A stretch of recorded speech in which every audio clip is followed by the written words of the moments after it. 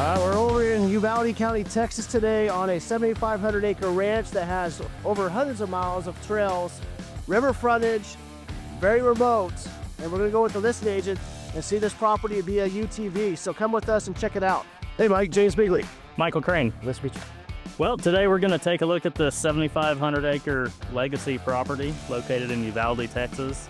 We got hundreds of miles of trails, half-mile of river frontage on the Nueces, and tons of wildlife: bobwhite, blue quail, Aoudad, whitetail, turkey. It's a dream property. Now I see you with your bad self.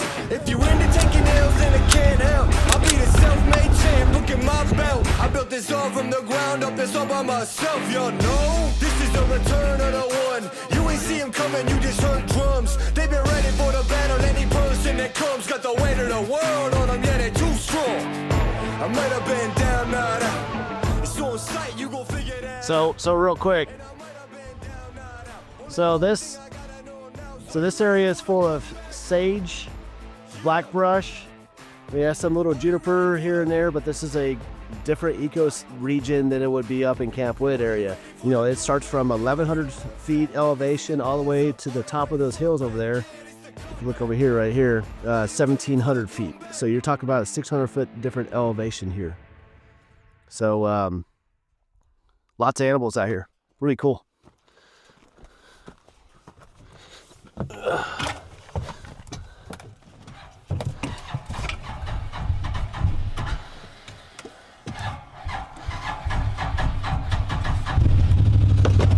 It's always weird sometimes. Step by step, I've walked 100 miles, and I still ain't sure just what I'm trying so hard to find. The night seems longer and the wind blows louder when you wandered so far from home. If I cross your mind, say a prayer, I'll find my way and get off of this lonely. So it's February right now on the Aoudad. This is Aoudad right here, this pointy bush right here. And you can tell, if you look, sometimes these animals will eat it, but this is blooming already, so this springtime is coming. And these little berries here that you see, these will turn into red big berries, and they're edible. You can eat them and make wine out of them, and jelly and other things. And also these leaves here, when they're fresh, when they're freshly grown, you can eat these too. So we tell a lot of our clients never to cut that out because it's good forbs or browse plants, and deer eat them, and foxes and all sorts of animals eat them, and you can eat them also. The night seems longer and the wind blows louder when you wandered so far from home. If I cross your mind, say a prayer, I'll find my way and get off of this. See that right there on this oak tree? So that's a rub. So when whitetail or access deer, or is that basically deer, they'll rub this tree limb or tree right here to mark their spot, and they'll pee around it and stuff. And this is how they get they mark their area for territory for breeding. The only help I got, I know some people plotting on me, probably thought I'd rot. Praying for my downfall, wanna take my spot. Guess I deserve it, all the evil came out my heart. But I'm just a man. This is like the prettiest stretch of the creek. Is it? I don't know if you want to film it or Still deserve a chance. Hey, take me up, I pray to God I never Step land. by step, I walked 100 miles, and I still ain't sure just what I'm trying so hard to find.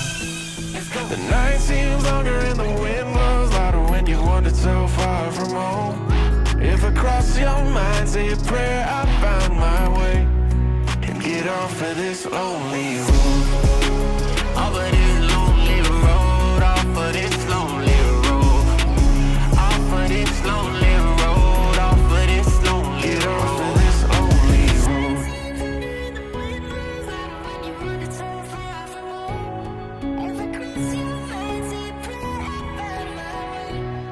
And get off of this lonely road. Now that's a landing, sir. There you go.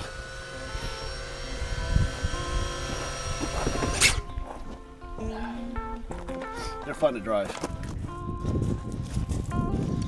Yeah, if you came out here without a land ID map and without GPS, you might get lost a little bit.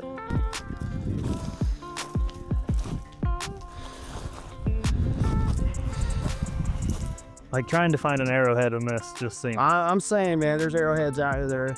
Oh, they're definitely here. Yeah.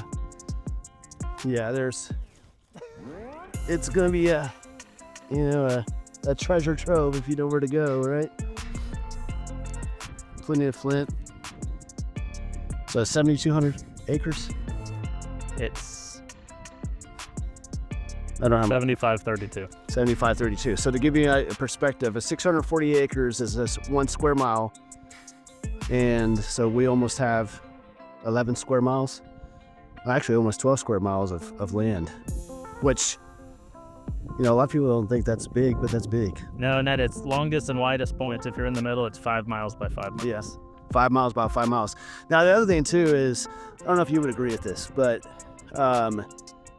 when you have topography that changes, from 1,100 feet to 1,600 feet. Oh, it shows much bigger. Exactly. It shows much bigger because you have more land mass within that 5 by 5 plot of land. So technically you could, I don't know if you would agree, but you'd have more than that amount of acreage because of the topography change. I think it shows like a 10,000 acre. 10,000 acres, yeah. And because of the topo change, even when you're up on top of a high point, you can't see across the rest of the range because there's another high point in the way. So yeah, that's it awesome. Feels bigger. Yeah, so it feels way bigger than what you're looking at on paper because there's actually a little more landmass. You got some nice oak trees down here in the bottom. Obviously when you get on top of the hills and stuff, you don't have as many trees, but in these guts here in these dry creek beds, and the river will have the same thing. You're going to have way more larger oak trees and larger trees itself. Do you have sycamore on this place? There's a couple on the river. Up on the river. Yep. And why they're down here is because there's more water obviously down here than it is on top of, on the side of the hills. Among other things.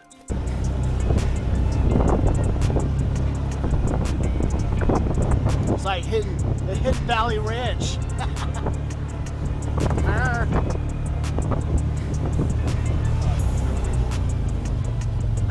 When we first pulled up, you had no juniper whatsoever. And then now you're coming back up here, and then you have juniper in these valleys and stuff. There's more water up here than there's down there. Yeah, because the soil's better up. Yeah. Look at that. Yeah. Black. Yeah, I see dark soil. Under the rocks. Yeah. Down there at the where we started, you don't have as good a soil, too. But what makes it nice, and talking to a dozer operator, the guy that put in these roads, or redid them, all you got to do is drop the blade. Yeah. Because this rock is pretty brittle, and it busts up, and then they ran a skid steer rock miller. Yeah, I saw some spots where they rock milled the road, which is really good. Then rock milling, especially they have a big drum on front of their skid steer, and that it's carbide tipped, and it's like a mulcher for rocks. Yeah, it's like a mulcher for rocks. There you go. That's it. That's the easiest way. Now, what really sucks is when you get a barbed wire fence is stuck in one of those. Yeah. I've seen that happen before.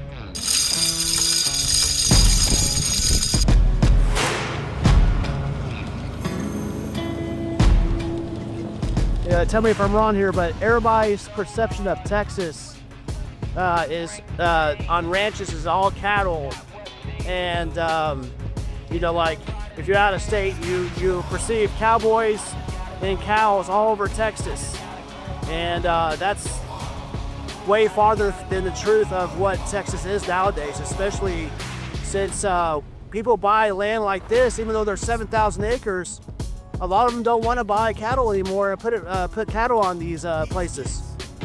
They're instead they're making them to hunting ranches because there's more money in hunting a lot of times than there is cattle ranching. Watch your step. I'm always looking on the ground. I don't know about you, man, but I'm always looking. Do you know access deer very well? Not very well. So access deer, so Aoudad, the sheep from Africa, will be up on top of this ridge, and they love the steep area. This is, you know, and then in the bottom of the valleys, you'll have access deer. They never come up here. They're lazy animals. So if I have a guy or a hunter that wants to access deer, topography is a big thing for access deer. They do not like.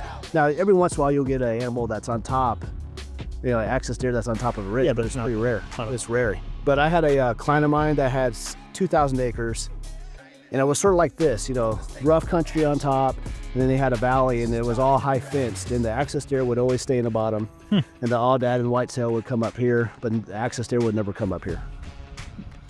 And this is about a 300-foot elevation change right here from what I look. This is one of the highest points on the ranch. This is 1,665 feet. Yep.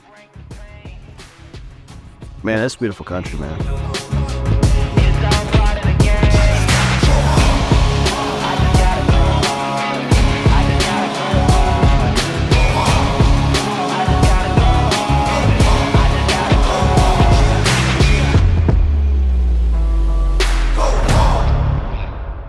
Home point updated. Yeah, this is cool right here, man. Shit. I'm gonna go down this ridge here and damn, that's beautiful.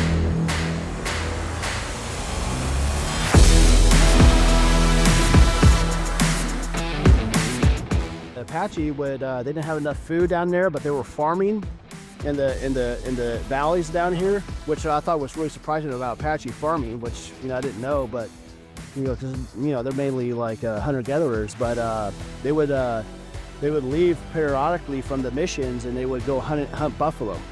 So there was bison down here, and you know, and all that down here at one time. Tatanka. Yeah.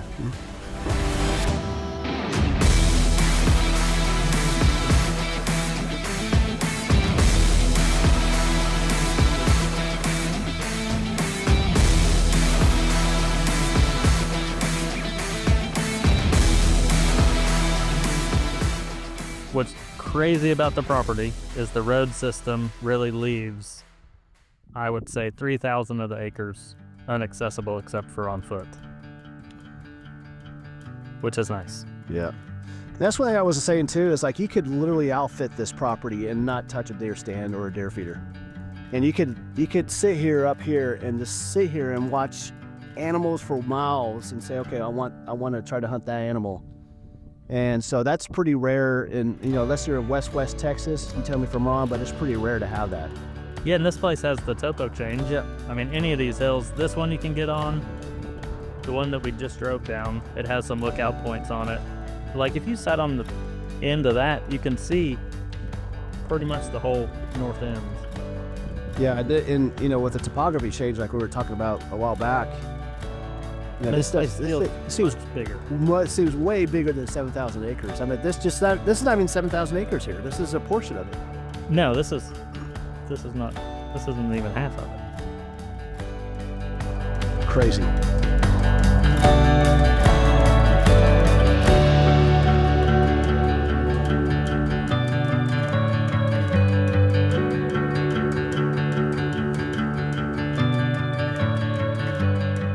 This is such a cool place, and I'm gonna ask Michael if it'd be okay to come out here with some of my clients that can't afford it, but just show it to them.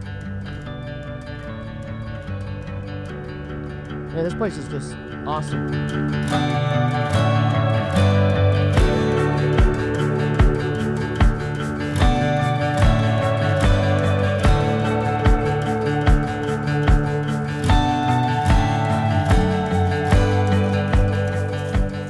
All right, Mike, you want to see your skills here, see if you can catch a fish. You've been bragging about it all day in this beautiful river here. Well, I am pretty good. So here on the 19-mile ranch, we have the Nueces River, and you get about just over a half mile of frontage.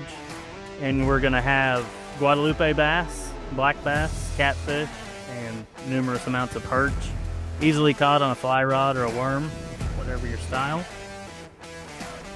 Makes for a good ending to a dove hunting trip, little tubing.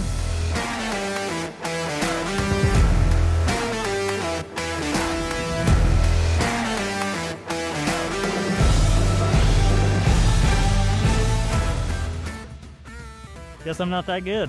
One thing nice about this river, the Nueces River, as you can see, look at all the way down, look all the way up. There's no developments, there's no homes, there's nothing on this river for miles. So that's why one reason why it's very pristine, quiet out here. Just, ultimately untouched. One thing I like about this property is it's gonna be protected forever. Even though you can build on it still and all that, it's not gonna be subdivided up. So whoever buys it, I think a big key here is that the neighbors are not gonna be subdivided either. So you're not gonna have which we all know that in these counties now, what's gonna happen with fragmentation or splitting up of ranches, that you have 10 to 20 acre parcels that's going to just ruin the environment and ruin the hunting out here. So that's not going to happen with this property forever. No, can never be split. So, and that's including the neighbors too, which is awesome. So it's hands down a nice property.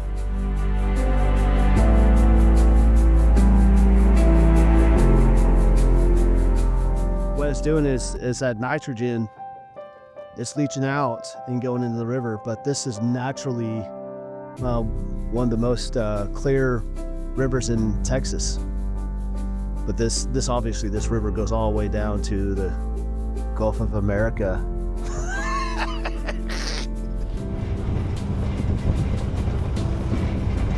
Well, thanks for coming with us on this ranch, showing this ranch. The goal here is to show our audience the unique features of this place, how large it is, all the things that we think is really cool on this place, and just to be on the adventure to have people understand ranches across the United States, not just Texas. And our goal is to keep on doing this into a series, because I think we have a really good content here related to just showing these places and the vastness of what they have to offer. So if you like it, please like, comment, and subscribe. Well, thank you for showing with me, okay? It was wonderful. Leave some feedback. No, I appreciate the time. It was awesome. I appreciate you coming out here and showing us. It took 2 days basically to show this property, and looking forward to the next one for sure. Absolutely. Yeah.